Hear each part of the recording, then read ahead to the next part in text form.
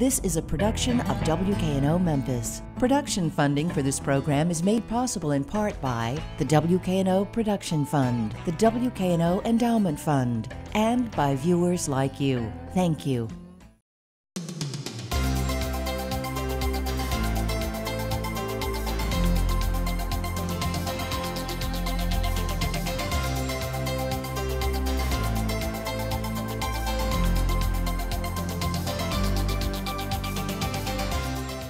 Good evening. Welcome to Newsmakers. I am Don Wade, sports writer from the Daily Memphian.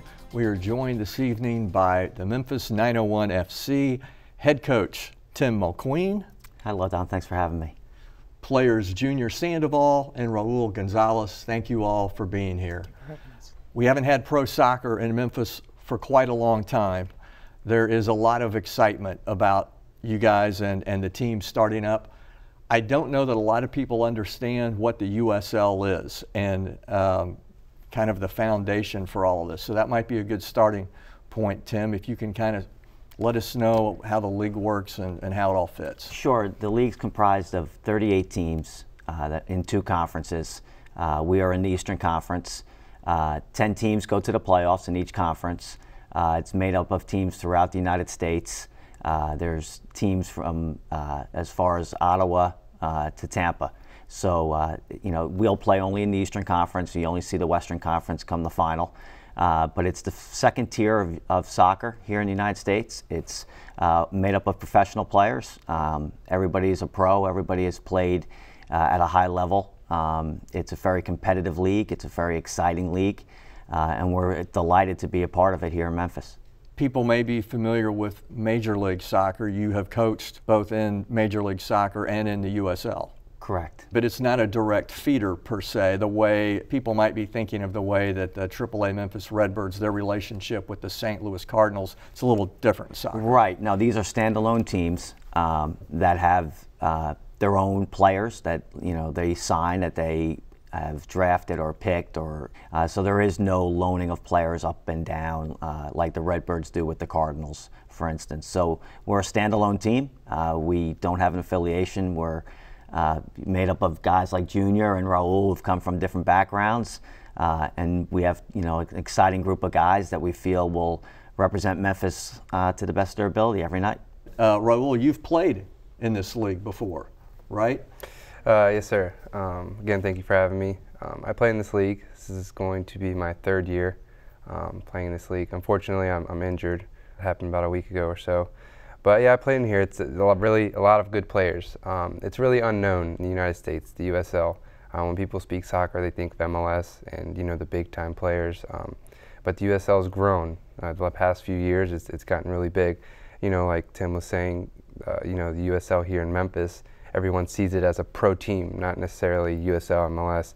Everyone's saying pro soccer. So, we are our own individual team, and the players that we have here, come from all, different countries, from the MLS, from, different leagues. So, as a group, we're planning on, growing Memphis as, a city to have soccer, become a big thing, the sport, rise down here in the South. Because growing up here, it's just full of football and the different colleges here. So yeah, no, I think that coming back here to Memphis, playing pro soccer here in Memphis is really big for me and the city and the team and the coaches, to grow it here in America and stuff. So I'm really excited to be here.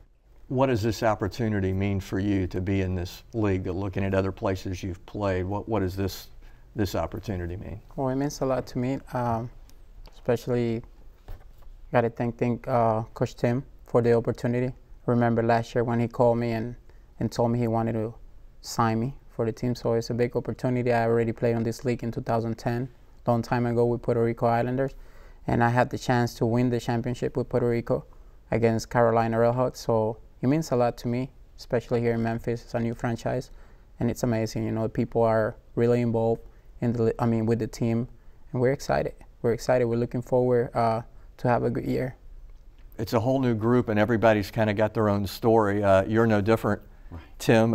You and Tim Howard, who of course is a minority owner for the franchise and has had a great career with the U.S. national team and is about to finish up with the Colorado Rapids of the MLS. Tell us, if you would, just how you guys met long ago back in New Jersey, and then how he was instrumental in getting you to Memphis. Sure. Tim and I go way back to when he was 12 years old. I was a college assistant coach at Rutgers University, and to supplement my salary, I ran goalkeeper clinics on a weekly basis at my high school in New Jersey. And Mrs. Howard brought Tim to one of the weekly clinics and said, you know, my son plays goalkeeper for our local club team. I think he may be pretty good. And would you mind taking a look at him? So she undersold it a little bit. Yeah, she did. She did. So he came, and athletically he was off the charts for a 12-year-old kid. He was tall, he was long, he could jump, he was quick. So I spoke to Mrs. Howard about him coming to more practices, and she said it was tough for her to get him there because she was working. She was a single parent, so we figured out rides for Tim to come. So we got him. I picked him up quite a bit, and he would come to the goalkeeper trainings, and he progressed on and made huge strides. And you know, older kids in the clinic will always say, you know, geez, this kid's so good. This kid's so good. He's so young, but he's so good. Then he was noticed by ODP at the time, which was like the Academy League now. And then he went from the Olympic development program into the U.S. national teams at the youth level. He played other sports too. Yeah, when you met him, right? Right. He was a very good high school basketball player as well. So in fact, he won a championship over my high school, which I wasn't too fond of at the time. But he was a very good high school basketball player as well. So he was the first guy I saw in my travels of soccer who could have played multiple sports but chose soccer. He was the first that kind of athlete. And then I took him to my first head coaching job with the USL with the New Jersey Imperials when I was the assistant with the Metro Stars in Major League Soccer. And then from there, we brought Tim to the Metro Stars. Long story short, we obviously have grown our relationship from a coach and a player to two friends. And when he came here to Memphis and started talking about how great the city was, I'd listen and hear about it. And then when the franchise was announced and he was a part of it, he kept telling me, "Oh, you got to come. You got to take a look at it. This is something you would love." And the more he talked about his love for it, the more I realized he truly loved the city of Memphis, and there must be something to it.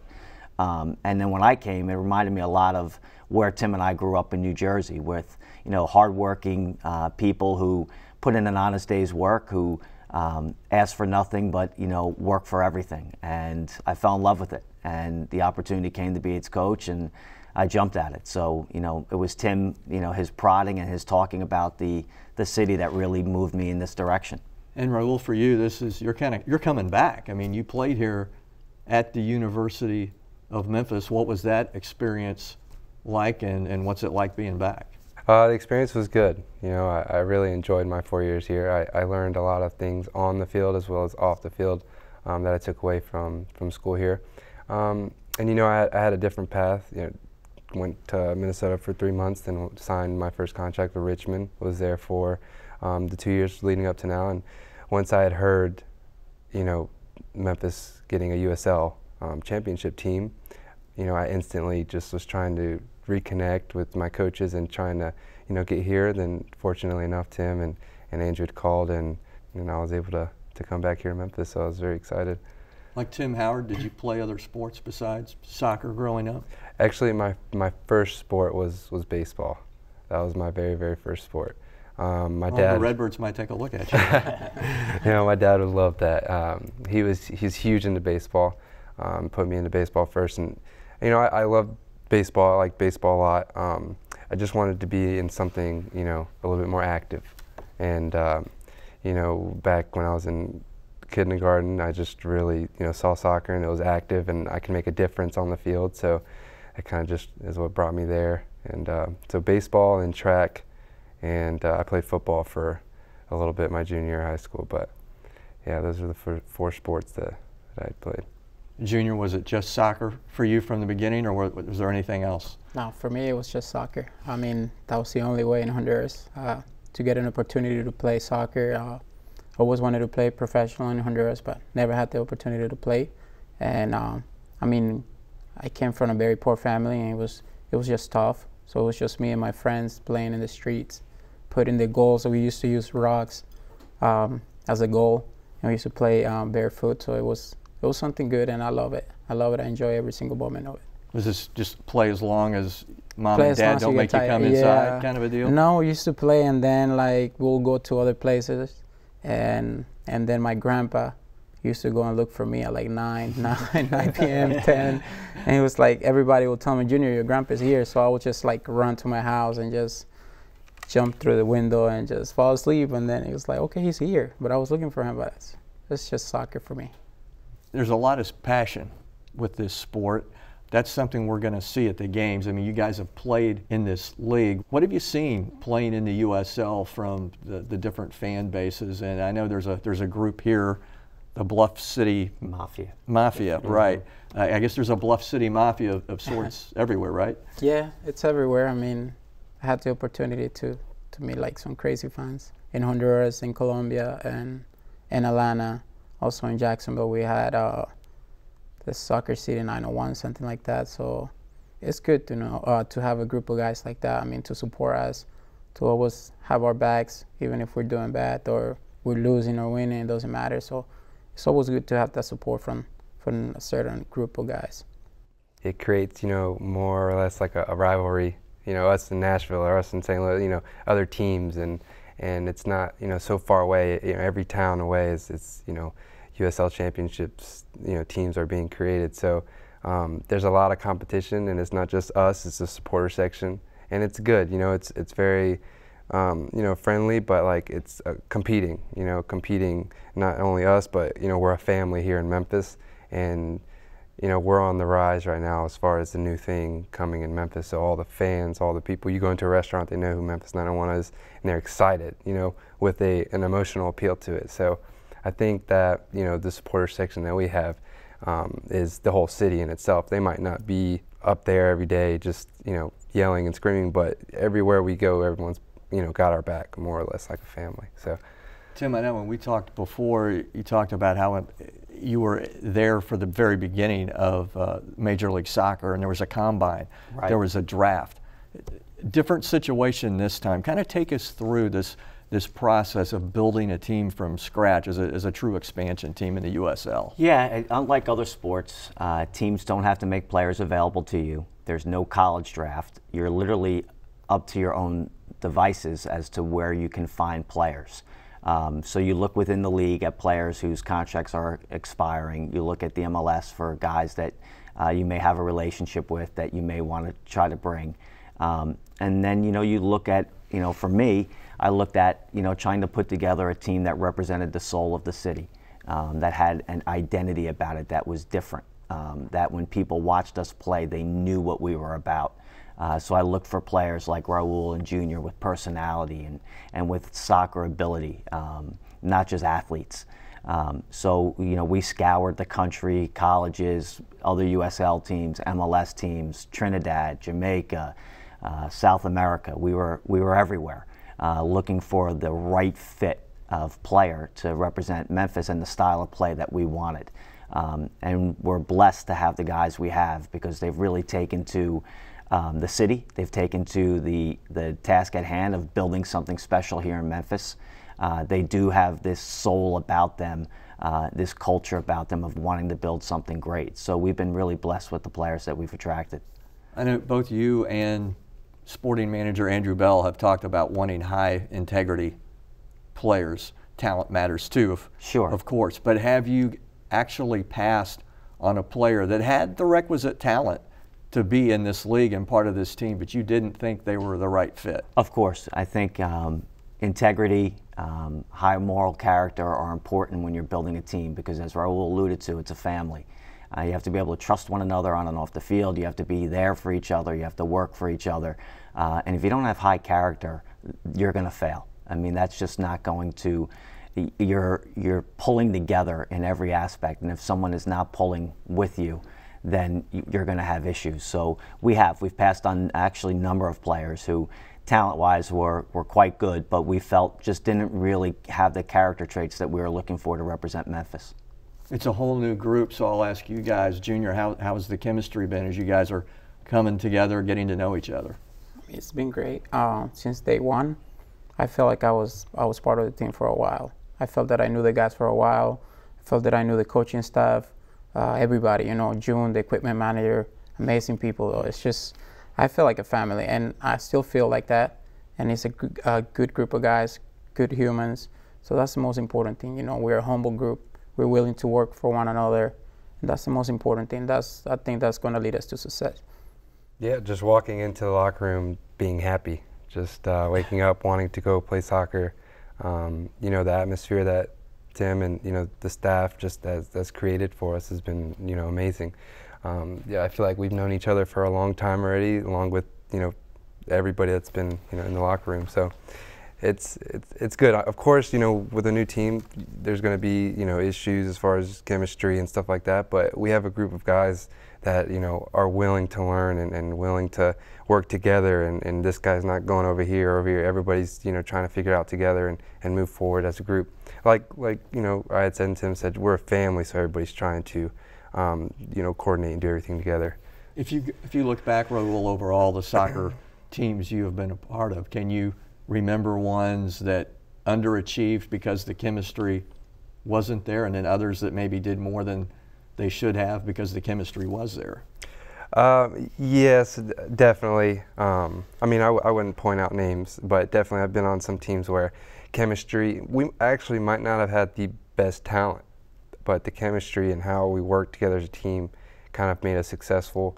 And then there's teams where there's a lot of talent, but necessarily we didn't know how to work together.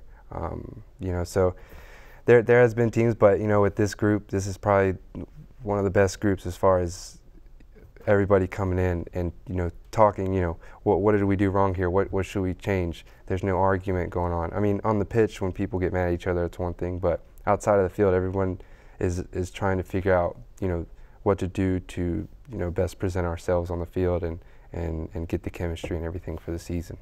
I guess, Tim, for you, it's kind of a blank canvas. That pros and cons to that. Right. No, it is. I mean, it is a blank canvas, and you know, we are trying to get 22 to 24 players to sing the same song at the same note, and that's not easy to do because they all come from a different background. They all have been taught different ways to play, and it takes some time.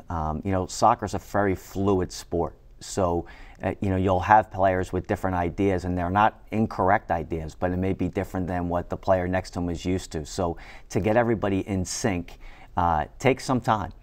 So having that blank canvas is great because we can create that culture and that soul that I talked about that we wanted our team to represent. You know, the kind of soccer that is attractive to the eye, that people look at and say, wow, that's really pleasing to see. They really work hard. They're talented. But to get there takes time.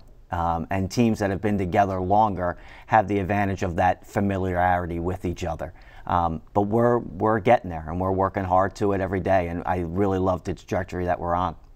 More than 30 teams in this league. How many different styles are fans going to see as teams pass through AutoZone Park this year? They'll see over 30 different styles. Everybody has their own interpretation of what the game looks like and how the game should be played. You know, we want to be an attractive possession, forward-thinking team that plays the game in the half of the opponent, that really tries to dictate the game. There'll be other teams that say, you guys can have the ball, we'll stay in our end and play defense and try to counterattack. There'll be teams that don't care about passing the ball, that just kick it direct. So you'll see a variety of different styles, and every match is a different battle, you know, that needs to be won. So it would be exciting for the fans, it really will.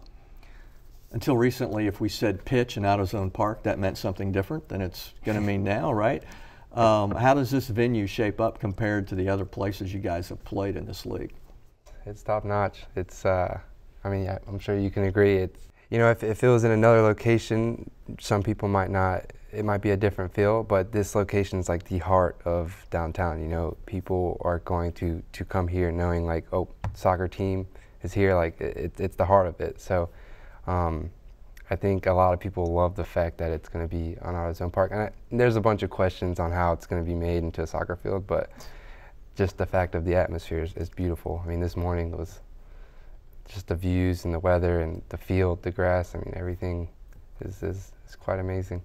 I mean, it's going to be great, you know, to have a stadium right in downtown, like Raul said. It's going to be good. People know the stadium. They already know the baseball team that plays there. And I mean, the idea that the stadium is how they're gonna make it into a soccer field, it doesn't matter. We just want the field to be ready and get ready to play. I mean, it's gonna be exciting for us, for the fans. Everybody's gonna enjoy it. You guys talked about the buzz that you felt from the community, even leading up to the start of the season. What's the engagement been like with the overall soccer community, Tim, and the youth community here? It's been very, very welcoming. I came here in August and made it a point to try to meet as many of the local youth clubs as possible, and I know Andrew Bell has as well, our sporting director, and they've been very accommodating, welcoming, supportive. They came out in droves for the game on September 1st, a 901 FC exhibition game. So we've been really blessed with the support of the soccer community, and I think, us providing professional soccer and for young players to emulate guys like Raul and Junior and some of the other guys that we have will only grow those youth soccer communities. So we want to work hand in hand with them. We want to be in this together. We want to collaborate on how we can make their product better, how they can support us, and they've been fantastic. I mean, I can't say enough about their cooperation, so we feel very blessed.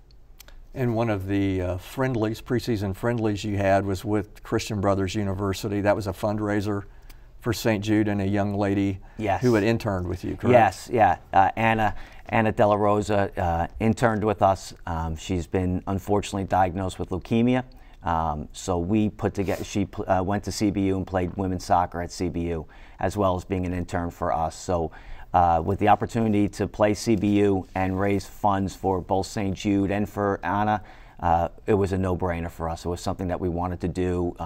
We want to be part of the community as a club and an organization. Our players are going to be out in the community, and this was just a no-brainer for us. We wanted to help, and we felt like we raised some good funds for St. Jude and for Anna, and we'll continue to do that. You will see us in the community. We will be front-facing when it comes to supporting the local community in any way we can.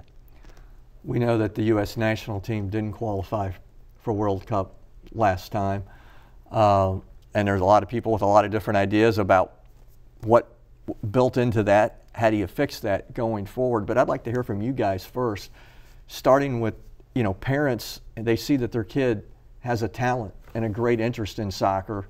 What advice would you have for them to help them, continue to love the game, give them the best chance to play at the highest level, but I guess maybe not smother them or overwhelm them? They just have to work hard, be humble, look for that opportunity, persevere, because that's what I did when I was young. I persevered until I got a chance to play professional. I remember that I knocked on some doors when I was younger, and they closed the doors on me. And I was like, okay, this is not it. It's not the end of the world. I'm going to keep knocking until someone opens the door for me. So just to keep working, to be humble and be good, If you're a good person, good things are going to happen to you. And at the end, they're going to have the opportunity. And once they get the opportunity, hey, take it. Take it, don't let it go. Some of the things that are out there is that the youth program in the States is just not maybe as organized as it could be to grow the best possible soccer players. Do you think there's truth to that? Can you look at that and say there are things that could be done better? Again, I don't know the internal details. I'm just from outside looking in. There always can be improvement. I mean, in anything. But for me to say, I guess, as growing up, like Junior said, to if you fall down, to get back up and to work really hard. As far as the youth programs, it's hard for me to say how organized they are and everything. I just know that soccer in Memphis and in the USA is growing exponentially with the different leagues and everything. So it's kind of hard to catch on right now if you're an outsider looking in, as far as what is the USL and League One and MLS and everything is. But as a child, putting your son or daughter into soccer at this moment, You know, I think since more kids are involved, it's going to be a little bit easier as far as the transition to like soccer more and to grow. Because when I was younger, I saw my friends playing. I wanted to play with them, and then I ended up liking soccer. It was active. You know, again, that was a time where football and basketball, that's what kids would do all the time. Now there's more pickup games around. You know, they're building Soccer 901 here in Memphis, to where, you know, all the fans can go there, can watch games and everything like that. So I think now, growing up playing soccer, it's a good time, and it's going to be a little bit easier for children to kind of collaborate and grow in the game. Tim, we've got less than a minute. I'll give you the last word. For anybody that's watching and they've got a curiosity about you guys, about soccer, this league, maybe they don't know a lot about it, give your best short pitch for coming out and giving you guys a shot. Well, I think you'll see 22 hardworking professional athletes of the highest level playing a brand of soccer that is a pleasing brand, that's exciting, that's fun to watch, that will get you out of your seat, that will get you up and cheering and chanting and singing. And we are going to work extremely hard. And I think everybody likes to back somebody who puts in an effort, and that will be us on a nightly basis. And if you've never been to a soccer game, and you know, the fans are an active part of it. So be ready to come and sing and chant and light smoke bombs and you know, flares and everything else that they'll allow at AutoZone Park. And you know, we'll put on a good, hard-working effort for you. Just based on the press conferences when you were hired, I got to think that the matches are going to be crazy. So I would recommend you give this a shot. Tim Mulqueen, Junior Sandoval, Raul Gonzalez, thank you for being here representing Memphis 901 FC. We look forward to seeing how the season plays out. I'm Don Wade from the Daily Memphian. Thank you for watching Newsmakers.